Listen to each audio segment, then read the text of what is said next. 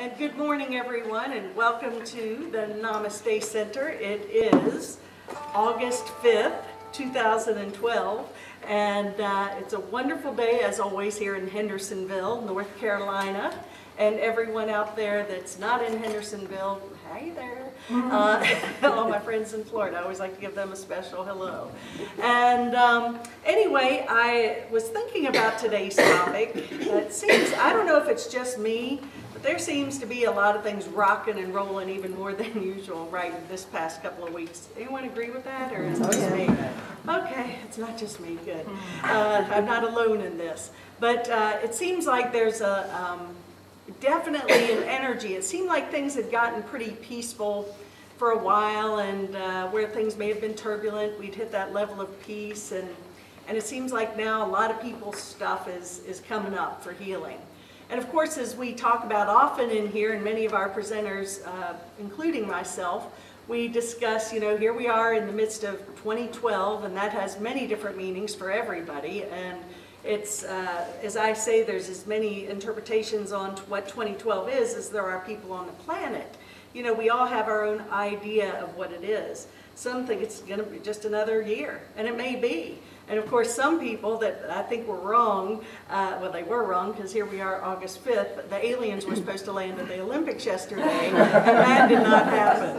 And oh my gosh, you know, people were emailing me saying, you know, they gave a date this time. They've never given a date. They're actually going to show up for the Olympics, and I just know it. I'm like, oh wow, really? So I was, you know, I tuned in, and they weren't there. Darn it. And so, yes, ma'am. How do you know they're not there? Well, they're a good question. They may mean it came down on a ray of sunshine. Yeah, they could have. Good point. They may have been there. Yeah, but we were supposed to see them. That's what I heard, that they were going to come in a form that we could see.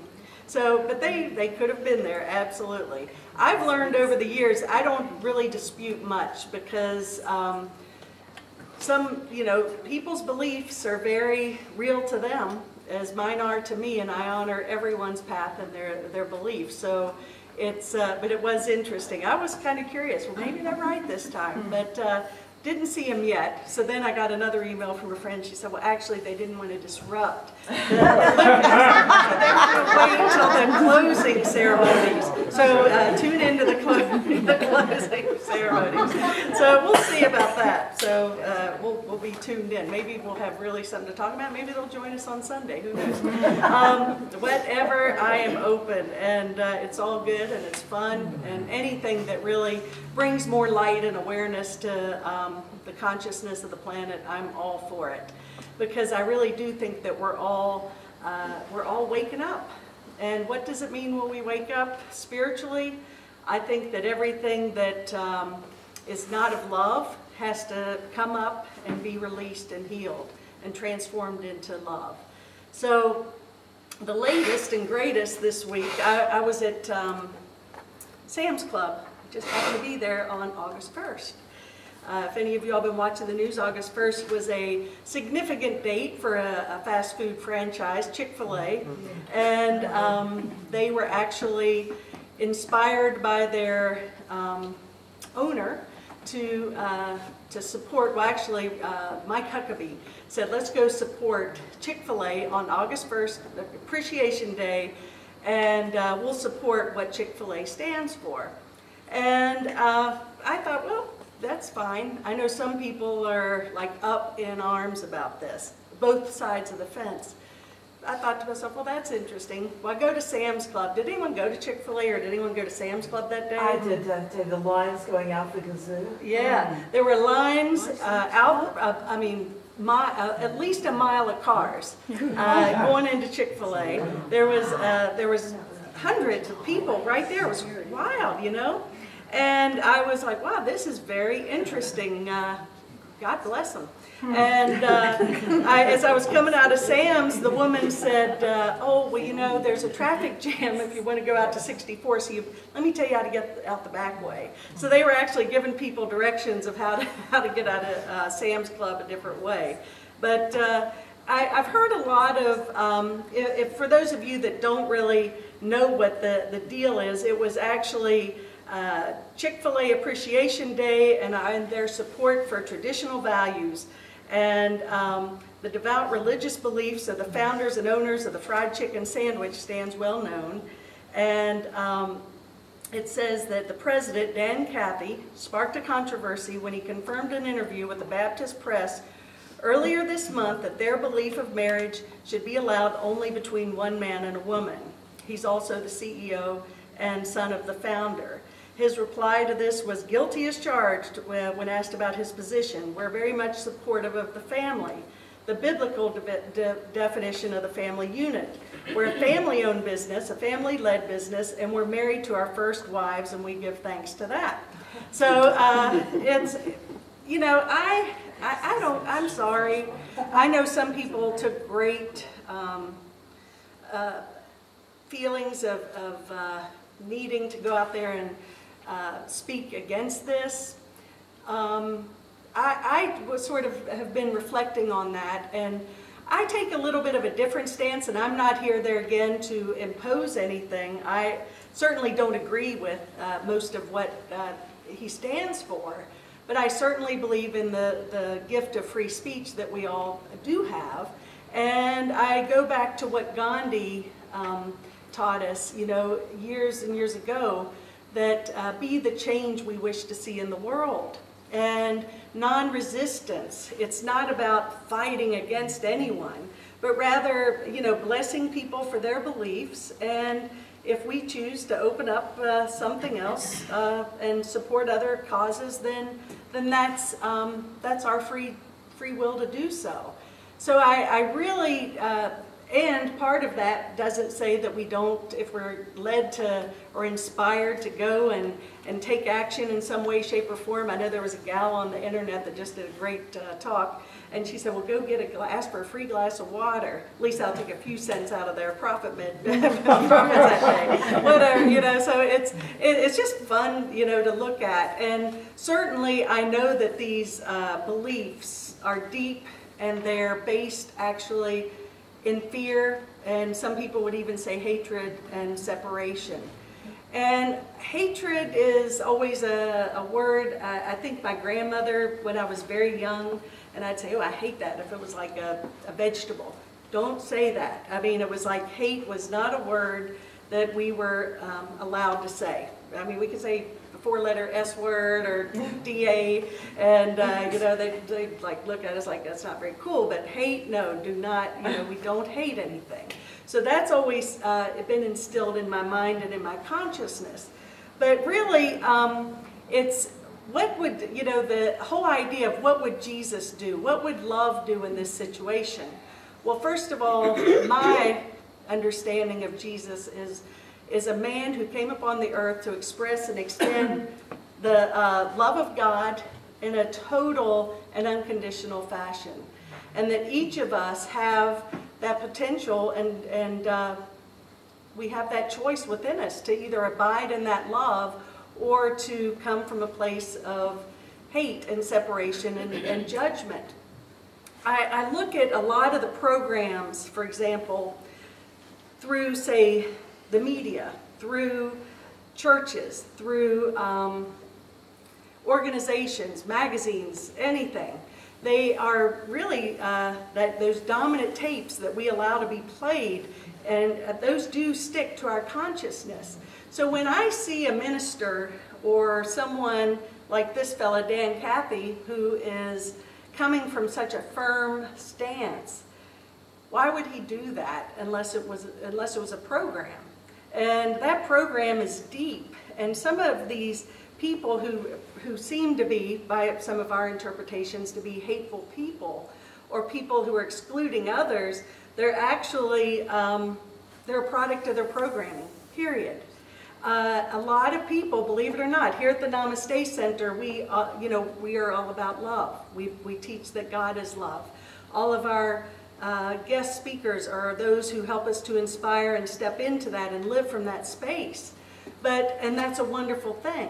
And we encourage people to think for themselves and find their own answers, find their own relationship with the Spirit of God within them, and to take that into the world and live from that premise. not from a premise of pointing fingers and judging others. But what about those who might not be in that position or thought system?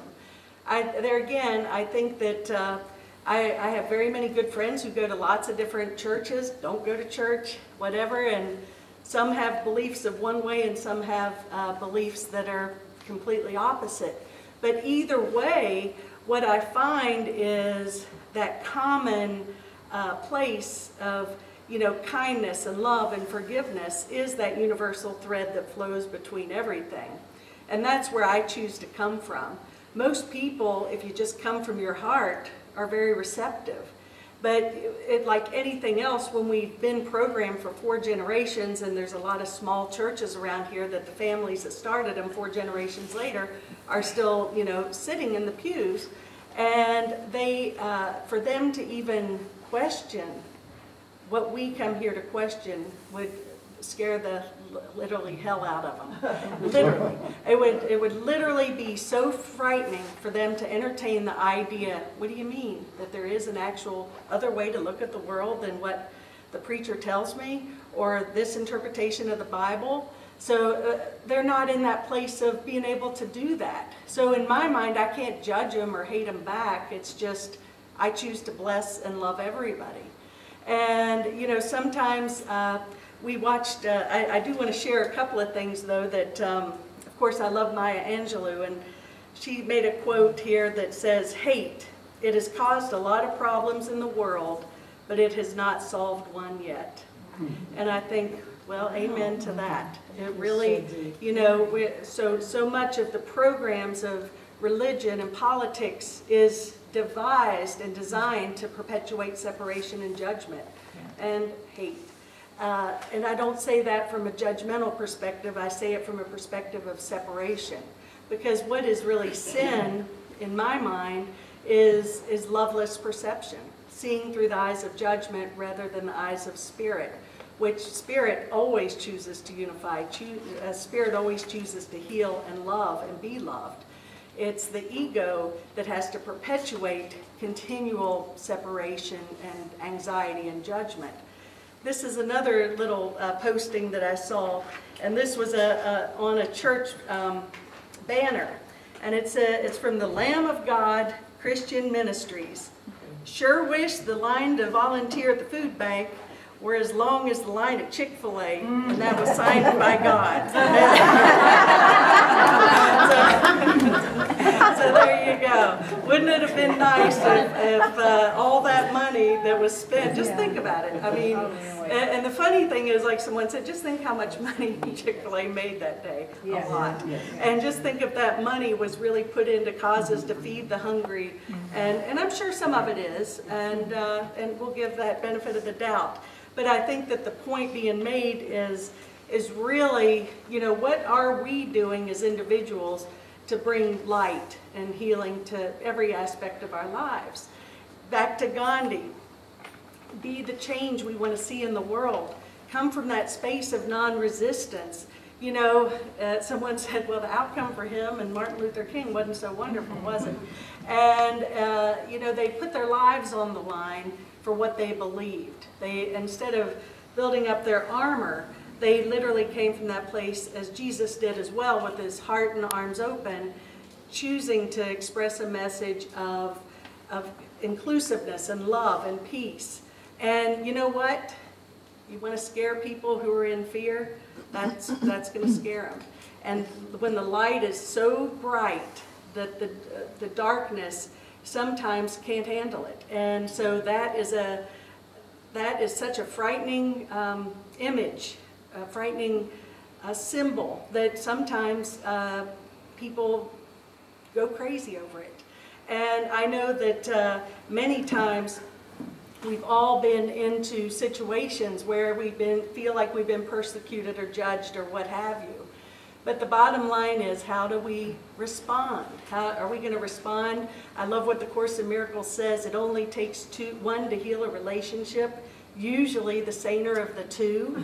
And so when we see this craziness going on, you know, it's like the Tom and Jerry cartoons, and they get into these, you know, things, it's like the furs flying and everything. Or do we step back, take that nice deep breath, and say, what would love do here? How can I be really a representation of Jesus' true message 2,000 years ago? I don't believe to this day that Jesus came here 2,000 years ago to have a church built in his name. Just my opinion. Everything that you hear here, take what you like and leave the rest, as they say in certain rooms. But whatever it is, you know, I believe that he came here to demonstrate what is potential in all of us. He came here 2,000 years later with the gift of A Course in Miracles, saying, you know what, 2,000 years ago I came, I had this great skit plan for you guys. You know, I served and I loved everybody, and I even put myself on a cross to show you that really forgiveness is the key to everything. Forgive them, Father, for what they have done. And yet, 2,000 years ago, the message has been, first of all, mega churches have been built. There's been many times that Jesus' message has been used to persecute and exclude people. Yes. And Jesus comes back with A Course in Miracles. Here's what I was trying to say. Listen this time, folks. And the message is really unconditional love, that we all have this Spirit of God within us, if we would just allow ourselves to focus on that instead of how we can keep everyone excluded from that, and that no one is exempt from his love, and that we all have that potential that he had. We just have to be willing to tap into it, and we can't exclude anybody. Excluding one person from our heart is excluding that person from their awakening and from our awakening in truth.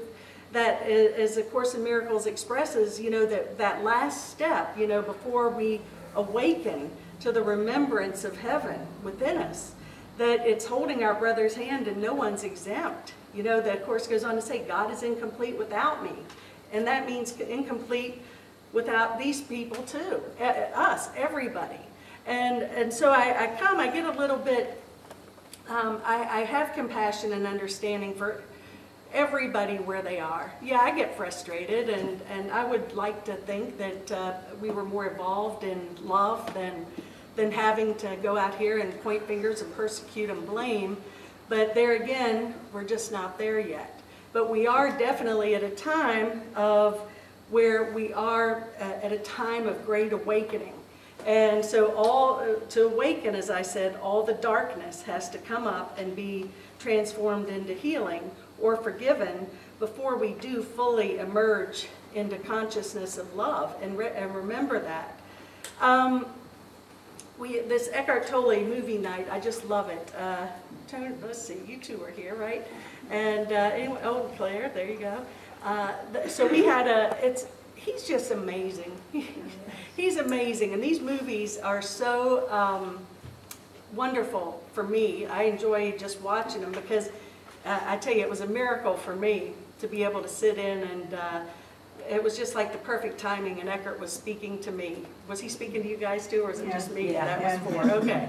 So anyway, the message was really about the form versus the truth, and how we attach our thoughts to the form.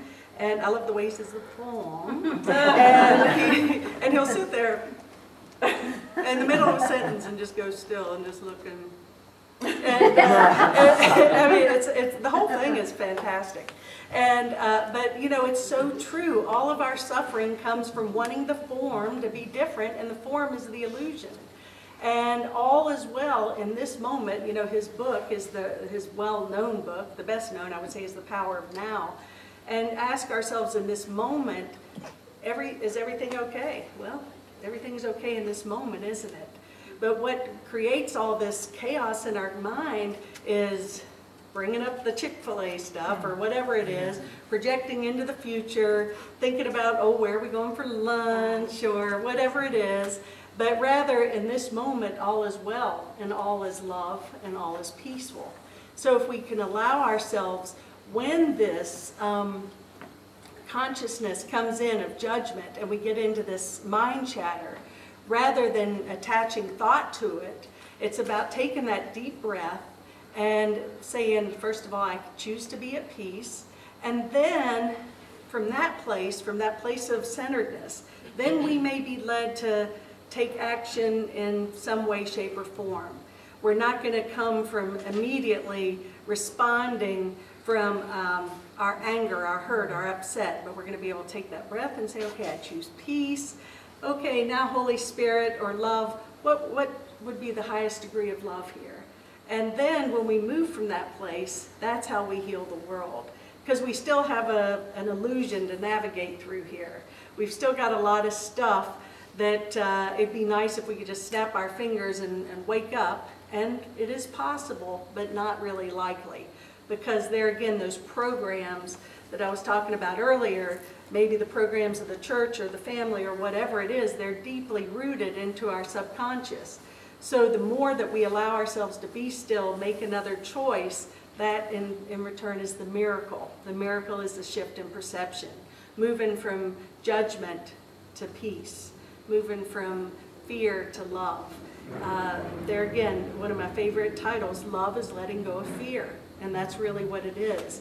So all of these vengeful perceptions that we may have towards ourselves and others can be healed if we just allow ourselves to recognize them, take that breath, and move on. Eckart's topic the other night in this film was based on Socrates. And, you know, Socrates' most famous quote is, Know thyself. or know thyself, and I know that I know nothing. I know that I know nothing. And it's, you know, we take so much pride and value all this stuff we filled our mind with. And yes, it helps us to work and navigate in this world, but in truth, that's not the mind of God. The mind of God is that mind which knows far more than our conscious mind could ever imagine. So if I can just say, I don't know what, the Course in Miracles has an equivalent to that, I don't know what anything including this is for. So show me how to think about this, because right now my thoughts are not healing, they're not loving. So when I make that decision and say I'm willing to empty my consciousness and actually be open to receive truth and healing rather than judgment and separation, that's how we can be lights into this world. And back to what Gandhi, you know, be the change you wish to see in the world. Well, there again, Socrates, he says, be as you wish to seem. Be as you wish to seem. So be that. What are we all here for? You know, we're all here really to heal, to awaken, to be more loving, to feel more at peace in our lives. We're here to join in a spiritual community, so we need to be that change, be that presence of what we want to be. And sort of like fake it till you make it. But it's true. At least we're moving towards that which we want. So we really have to be willing to look at every single thought. The Course in Miracles says that we have to be willing to look at every thought we have, because it says that the ego, and the ego's purpose is to really keep us asleep, keep us in judgment and separation. That's the ego's purpose. And the ego is so embedded in us, it speaks first and it speaks loudest. So the training comes when we can take that breath and choose again. That's the miracle. And Socrates, another famous quote of his was, "The unexamined life is not worth living."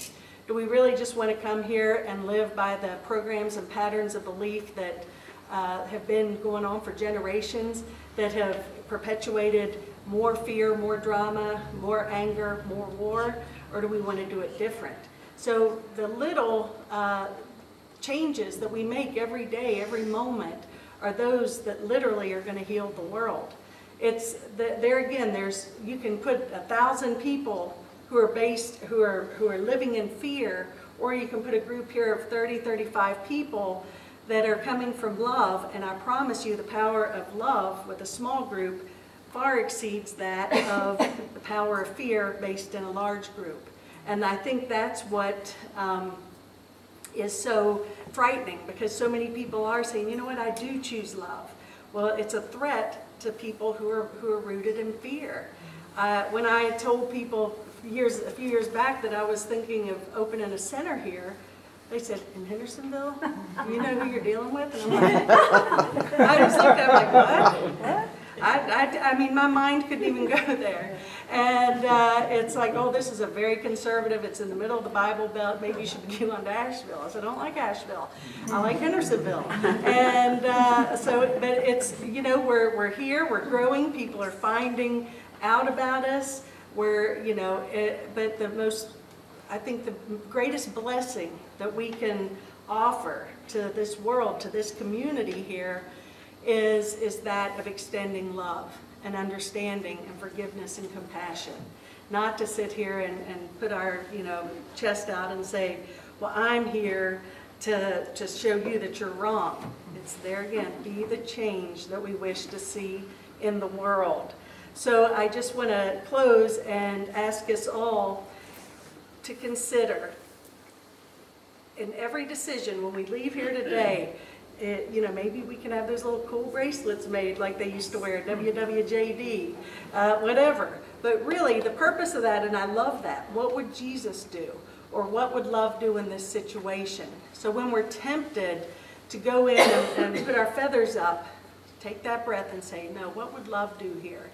And let's just see the miracles. You know, they said that there was a church up in, I don't know, the Midwest, this was years ago, that really the pastor asked them to live from that premise. Really, what would Jesus do? Ask yourself 1,000 times a day, what would Jesus do here? What would Jesus do here? And the whole consciousness of the town changed. And that ripple effect was, who knows how far that went, around the universe. So this small group, I'm asking you all to step up and say, what would Jesus do? What would love do? What would Buddha do? Whatever it is that's comfortable for you, make that decision, live from that premise, and let's turn the light on here, folks. It's time, okay? Namaste. Namaste.